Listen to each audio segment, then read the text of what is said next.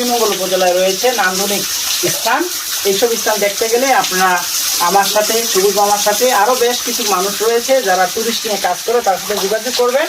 বিশেষ করে হরিণছড়া এবং যে পুঞ্জি এলাকা রয়েছে দুর্গমে, সেইখানে ঝর্ণা বা পাথরের ঝিরি এবং পাহাড়ের প্রকৃতি এবং এরকমের লুকায়িত ঝর্ণা, 30 ফুট লম্বা ঝর্ণা দেখতে চাইলে আপনারা আমার সাথে অথবা সবুজ সূর্য নামে যিনি রয়েছেন ভদ্রলোক, আমার মামা, ওনার সাথে যোগাযোগ করতে পারেন। আপনারা আসতে পারেন এবং এরকমের ট্যুরের জন্য আপনার এন্ট্রি ফি হবে 1000 টাকা, দুপুরের খাবার সহ।